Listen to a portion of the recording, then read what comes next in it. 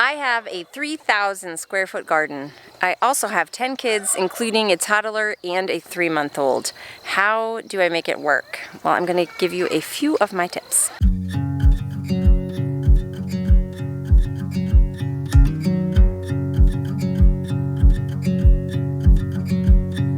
It's Thursday evening. We had a very busy homeschooling morning, doing all of the things, and I am finally in the garden. I have a helper with me. This guy's just hanging out here, looking around and smiling. So, wow, lots happening in the garden. Let me take you on a quick walk around. Cabbages are getting big and beautiful. Onions are coming up here in this row. Radishes. The big thing that I'm doing today is weeding. I have been working in this amongst the peas. Our neighbor at the bottom of the hill had a tree taken down today, and so Jason was running with the boys this morning. They like to do a little run in the mornings. And he talked to the guys and said, hey, after you mulch that up, will you dump it up at our place? And they said, sure. So they dumped a huge load, and now I've been dispersing it throughout the garden. It's quite a job. Last night I transplanted some of my cucumber plants, which you can see here. I have a whole row, and then I started bringing the mulch in around them. So that's mulch on one side. This is last year's mulch. You can see how it breaks down. And this is the mulch that I just put on this morning. It also really helps with you not having to water your garden because it helps retain moisture. Here are my beautiful red lettuce plants. We have been eating a lot off of these. They still look fabulous. We've been eating lots of salads and just loving it. Amongst the red lettuce leaves, those are all volunteer zinnias and celosia plants. So I'm actually going to transplant those all along the fence so that we have a really pretty flower border. This is the mulch mountain that's left. Plus there's a little bit more over where the people dumped it. And I have like 4 or 5 tractor loads up, which is equivalent to this, up by our fruit trees that I have to spread around. Inside these tunnels here, I'll show you, give you a peek. Here we have some chard growing. They really like growing inside these plastic tunnels just for extra protection. So that goes all the way down. There's beets at the other end, actually. Uh-oh, my little partner is getting fussy. This is how I grew my lettuce this year. I just planted seeds in just a tub. And when they grew an inch or two, then I transplanted them into the garden. Did really well. So when you're gardening with a baby, you save the things that you can do while holding a baby for when they're fussy and they want to be held. And when they're satisfied being put down, that's when you do the big things like, you know, the wheelbarrow, the shoveling mulch. Even weeding, small weeding can be done with a baby on your lap. You just sit them there and pull up your little weeds and they're happy to be close to mama. Is he getting chubby when he gets older? James is very much in love with baby Everett. It's his special buddy, isn't it, James? Nap times, obviously a great time to work in the garden. Benjamin and Everett typically, often, will take a nap at the same time, which is my major work time that I can come in here and do big things. So let's talk about gardening when you have a baby. My first most important thing that I need to do for myself is have reasonable expectations. And my expectations are whatever I get done, and that's enough. And when you go into a project with that type of expectation, then you're going to succeed because you can't fail with that attitude. So I also work in bursts. I don't expect that I'm going to have several hours at one time in the garden. If I do, that's great, but it's rare.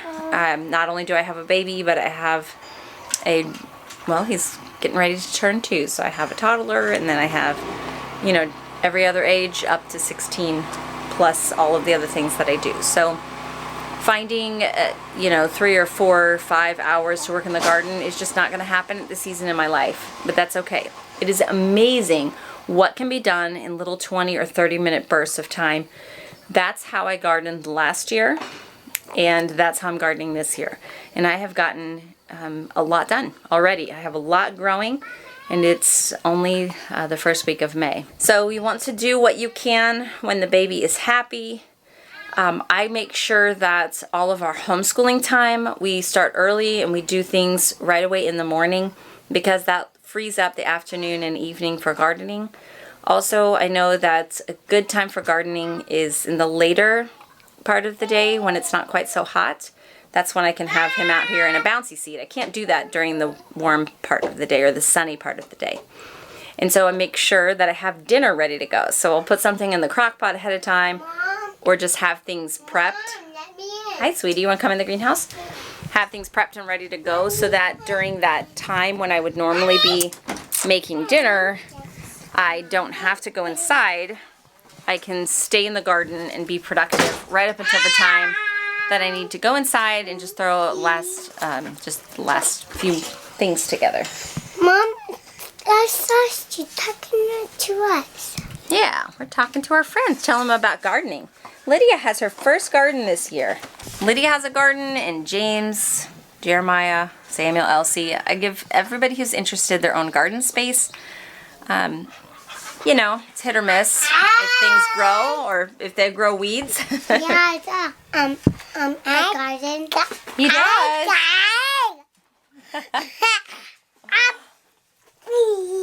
Wow.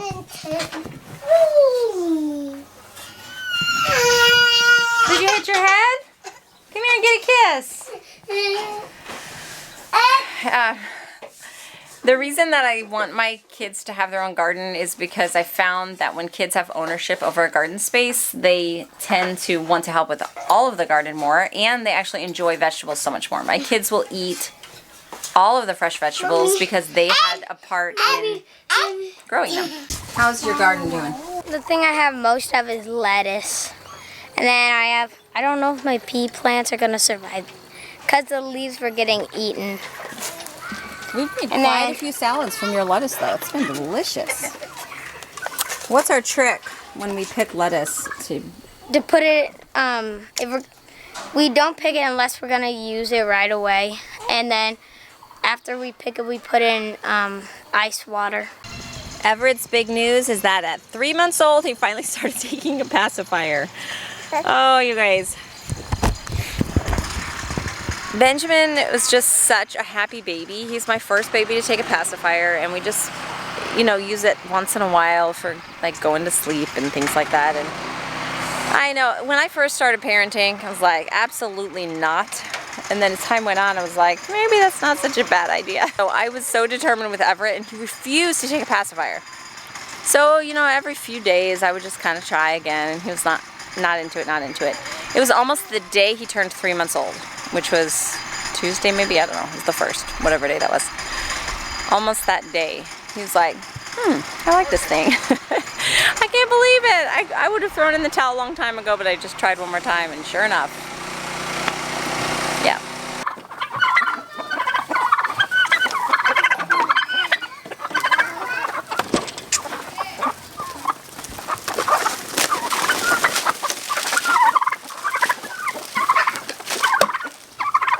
Of course, a back baby carrier comes in handy. Everett is just now getting to the age where he can start going on my back, and that helps when you are working because, you can use your hands more easily.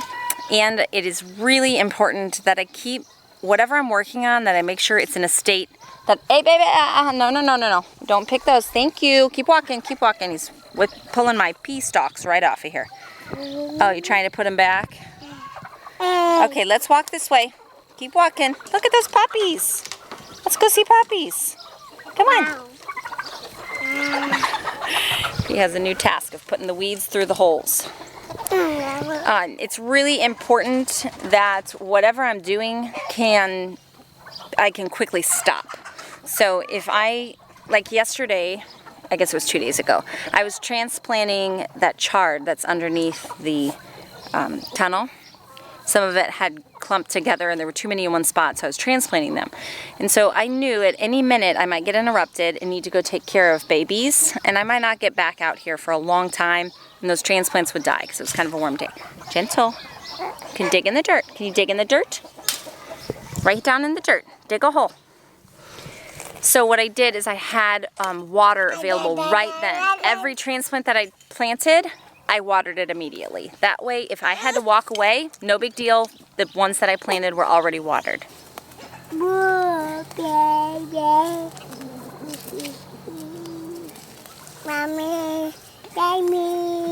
Here, can you pull weeds? Can you pull this one? Pull it up. There you go. Ma. Ma.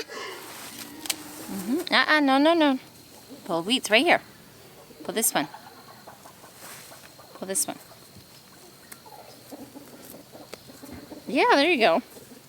Put it in the pile. Put it in the pile.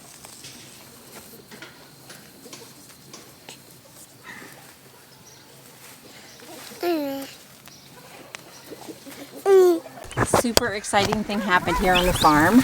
Our mama turkey had babies. So one of our mama turkeys disappeared about a month ago, and we had no idea. We thought maybe she got eaten by predators. We didn't know if, we hoped that she was sitting on a nest, but we didn't see her. Well, today she showed herself, and she has 18 baby turkeys. I can't even believe that. That's a huge litter. Litter? Batch? What do you call that? What do you call that? Silas discovered it. Yeah. A run? Maybe, I don't know. Yeah, because they talk about straight runs. What is a group of turkeys called? Maybe so. You saw them first. They're not baby turkeys. I saw them, they were over there. I saw them from the front porch. You just saw Mama's head sticking up? No, I just saw a bunch of grass moving by her. Like, That is very observant because you were pretty far away. I'm impressed and I that you was saw that. listening to Adventures in Odyssey while playing guitar. That's amazing. Well, it turned out that she went not too far from us, right in our pasture where our dairy cow is, and she had made a nest next to a brush pile. Yeah. That's so exciting. What are you doing, Farmer Ben? Are you driving a tractor? So the lady that we got the turkeys from, who's really knowledgeable about turkeys, recommended that we keep her, that we catch her, which was kind of a trick, I'm sure, and keep her in an enclosure for a few weeks just to make sure the babies are safe. So we have several puppies that have gone to their homes. One went the week before Spring Fest, and then three, I think three were sold to friends during the Spring Festival. And let's see, another one's going to a family next week, and then tomorrow a family might stop by. They're considering one of the boys. They have a new enclosure right here on the other side of the garden, so they have all of this space to run when they're not being supervised and out and about. So that's been really nice. Hi guys! Oh, they are so much fun. So this big girl here is going to a home soon, and then this boy will be going next week. So this little girl here, she was the runt of the litter, and so she's one girl, and then this one's a girl. So that's the last two females we have, and there is much debate in our household which puppy we should keep. But we told them, everyone put in their opinions, and we said that Jason and I would make the final decision, and then we would surprise the kids with that. So we'll let you know what we think.